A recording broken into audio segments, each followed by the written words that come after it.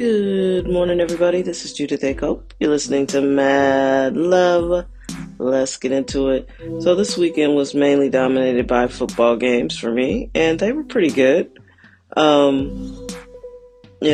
Chicago Bears were really, really dramatic. But it's been 40 plus years since they've been really a good team. So this was exciting for the city and for fans. I mean, Ben Johnson left Detroit as their OC, and now he is in Chicago and has them going to the second round of the playoffs. That's pretty amazing. Congratulations to them. But I gotta be honest with you, their style of play, it's weird. They don't play that great at first. They played very well against San Francisco, which was so interesting. A couple weeks ago, they had that score fest with San Francisco. And it was just like back and forth and back and forth and back and forth, and they lost in the very, last minutes of the game. But yet the weekend's games, in many of their games, they just fall behind and you think they're going to lose. I was asleep on it. And then I woke up to Caleb Williams talking about that's a big win for us. And I was like, a big win? It was like 21-6 in the third quarter or something. I was like, man, they really came back. The LA Chargers are just not that good. I keep trying to explain to people, I think they're a formidable team, and every time I go to pick them to win, they don't. And I didn't pick them to win yesterday. I definitely didn't think they were going to beat New England in New England. There's something missing. I think Justin Herbert is a good quarterback. He's tough. I think they have a solid receiving core. I think it's formidable. And they've got a good tight end. I think they have struggled with their offensive line at times, but not last night. They do not have very good play calling. There's something going on with their offensive coordinator. I saw many posts like fire Greg Roman, and that might be it, because he does not have any imagination. It's like he's not innovative. He's no Ben Johnson. There were stretches where Los Angeles, I'll just call them the Chargers, where the Chargers just looked anemic. Their offense was terrible, but their defense played their tails off. They really kept them in that game. But their offense was just kind of booty. There's no thrills or excitement. We knew exactly what they were going to do. So, yeah, they just need to figure it out in the offseason. They need to get more innovative play calling. Then the other game yesterday, Philadelphia and San Francisco. I have been worried about Philly all year. I felt like their inability to get the ball to A.J. Brown was a problem, and it was a problem yesterday.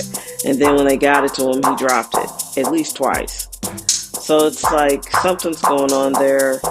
It's always difficult when you win the Super Bowl to try to go back and repeat. Kansas City did what most teams do when they lose the Super Bowl. They sputtered, and then they fell all apart. So they're in a rebuild, if you ask me. And then you look at Philadelphia, and it's not quite obvious what the problem is. But I've watched a lot of their games this year, and I have to think that they just aren't in sync. And normally you go to the head coach for that, but there's something missing. And when you can go large stretches and just forget A.J. Brown is out there, that's a problem. There were huge chunks of the season where Saquon Barkley didn't have a lot of touches. Something's going on with their offense. And, Jalen Hurts is not the guy. There's something about him that makes me think he's not going to be able to do what many quarterbacks do, which is have to put the whole team on your back and he's not going to play lights out like that. He needs to be able to get the ball to certain people, and I'm not sure why they do that. But congratulations to San Francisco. It's been a long time since they've been really formidable. I know they keep circling and making it to random Super Bowls here and there, but I grew up at a time when San Francisco was pretty dominant, so this is kind of cool. I don't know if the poor Bills are going to make it. I'm glad they won their game, I guess. But poor Josh Allen, I don't know if he's going to survive. But this is the first year he's not had to face Lamar Jackson, Patrick Mahomes, or Joe Burrow in the AFC. And he's got Aaron Rodgers possibly getting by whoever they have to play tonight. I can't remember. I mean, dude, if there was ever a shot to maybe get Buffalo a Super Bowl, this might be it. They just got to hold that dude together with tape and glue. That guy looks like he's getting pummeled and injured on every play. But he pulled his team to victory, so that was good. So I enjoyed most of the games this weekend. They were entertaining, nail biters, most of them. I was kind of pulling for Carolina because, it was just fun. And I cannot stand the Rams. So I was kind of pulling for Carolina because it was the fun choice, but they just couldn't pull the magic out. 2 games and beat them twice this year. That would have been great. But, I'm fine as long as the Rams don't win. Excuse me. If the Rams win the Super Bowl, I would probably quit watching football. Because I do feel like, even though I didn't see that many crazy game-changing calls this weekend, this season was dominated by crazy game-changing, outcome-changing calls. So, I mean, it's hard for me to believe that it's not either scripted or everybody's betting on themselves. The referees could be betting to change the games. Who knows? But the greed, I don't like that the NFL is putting playoff games, on different platforms. And it's not like those platforms let you have a free pass to watch the game. It's double dipping. So you've already paid, you've already paid for the broadcast rights of the game, and then here comes Amazon or Netflix or whoever, and then they pay the league some more money. And what if you don't subscribe? You're going to miss the game. It's like, so now you're making it even harder to watch. Because, again, I'm old enough to remember when there was such a thing as 3 or 4 channels, and the networks broadcast football. They broadcast the boxing matches. Everything came on the regular CBS, ABC, NBC. And then Fox became a thing. But then you were able to watch football there. And then, the cable craze came. So then everybody had to get cable. And then they started putting all the games, on NFL Network or ESPN, some games. You couldn't see all the games. It's like, why is this fair? And that's what's going to cost them eventually all of their fans. People are going to just be like, you know what? You guys are too greedy. And I can see that coming. And the product is inferior. And these are great players. I'm not saying they're not great. But when you start having refs blow games and, you just start to see the number of games that feel like they're not authentic, that to me is an inferior product. And all the rules, man, some of these penalties they call are like, and the guy has to justify it. The guy in the booth, oh yeah, this is that, and kudos to people like, I think Tom Brady even was like, that's not a penalty. A few of the announcers really have enough guts to be like, that is not a penalty. But yeah, we'll see. But I enjoyed my weekend. I enjoyed the football games. And soon it'll be my least favorite time of the year because it won't be any sports that I watch on TV. So yeah, but that was pretty good. I had a good weekend. Just making sure, like everybody, I have to get all my ducks in a row, too. And, again, I'm still dealing with hospice watch. which is stressful, even though I'm not really on the hospice team, but it's still a lot to manage. And it's stressful. It's hard to watch somebody decline, especially like this. I mean, I feel like this illness has been happening probably for almost 10 years now. And it's sad. You know, you got to take care of your health. And I get it. Sometimes, you know, things feel like they're out of your hand. You got sick or something happened, car accident, had a fall. I get it. And I'm not saying to put pressure on yourself to try to get well, but you can control certain elements of your health even if you're sick already. And most of it is mental and trying to give yourself the best high quality days you can. And it's challenging for some people, I get it. But you just gotta try. You gotta try because nobody wants to be in the world sick. It's tough. So I don't know. The world seems nuts. I've seen many more flips, and I'll stand on it. I'll stand on business. Like I said, I'm not sure if these people are trained police officers, these ICE agents. I don't know where they're coming from, but that is not a standard police way to stop someone. Even though I did hear that Border Patrol had been advised, maybe, I don't know what the right word is, but there was some verbiage in a document from 2014 where it was common practice for border agents to stand in front of a moving vehicle, allowing them to shoot at the person legally, which seems insane. Whatever this woman was doing was she obviously was protesting, and I don't know what they plan to do with her. Why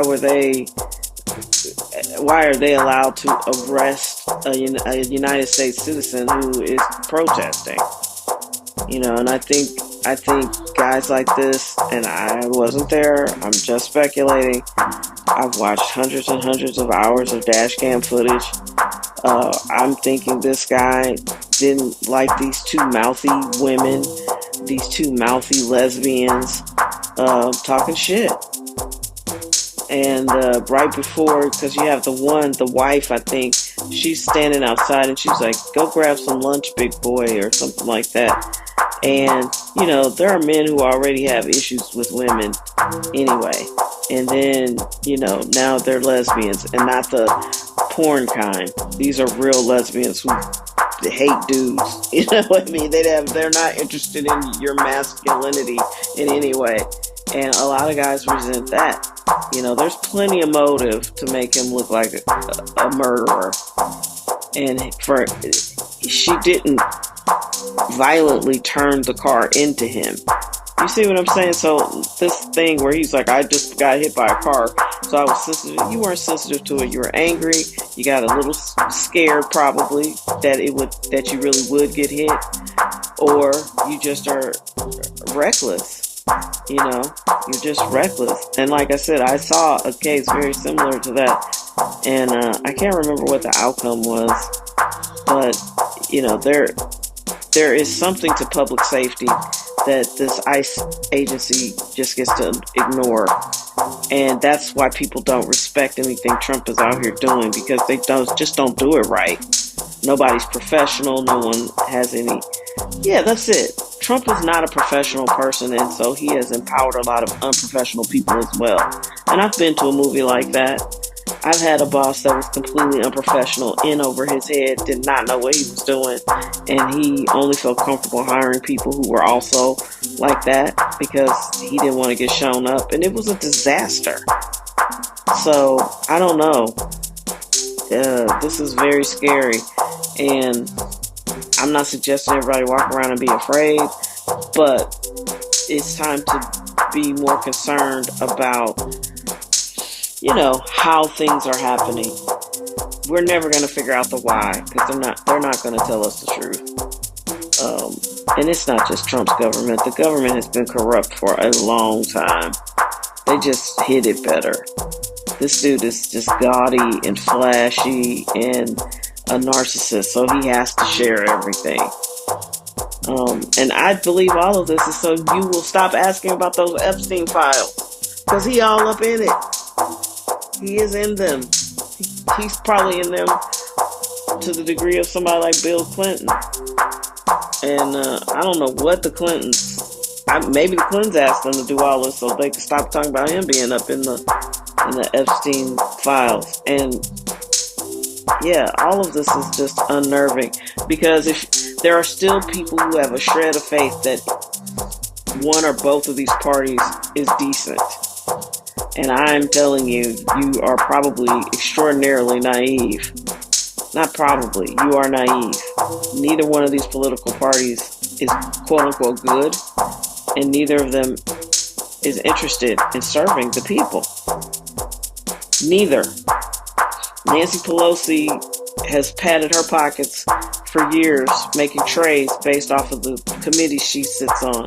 And there are people who have entered Congress hoping to follow her footsteps. And there are also Republicans on this list. I can't remember any of their names, but she stands out because she's made over $200 million doing this. It's insane. Neither of these parties care about us. You couldn't go and do that. If you worked for a company right now, you couldn't. If you worked for NVIDIA, you couldn't go and be a regular employee and buy up all the stock without going to prison. There's some arrangement they make for the lower tier people. You might be able to buy a little bit of stock, but you can't sit in on a meeting, hear something, and be like, oh shit, and then go buy all the stocks you can. You will be going to prison. They sent Martha Stewart to prison for hearing an insider tip on a private jet.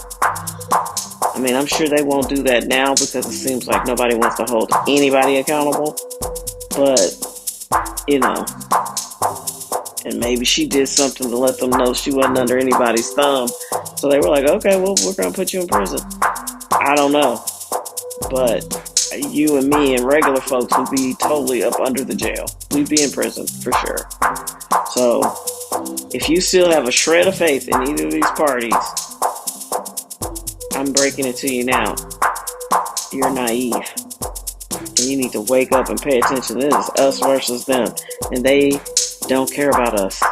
They get paid to pretend to care about us. So keep that in mind. We're already at the 12th of January. These time is moving. Please take care of yourselves. If you have plans and things you want to get done, you have to do them. You cannot waste a day. You cannot waste any time. And I suggest stop being mad about something or mad at somebody in the past, because it's draining your energy for now. And we need every bit of our energy for now, because we have to stay light and loving and high vibrational to get through this very challenging time in history. And the higher your vibration is, the better your life is going to be. Just focus on all the things you love and ignore all the things you hate. Take care of yourselves. Have an amazing day.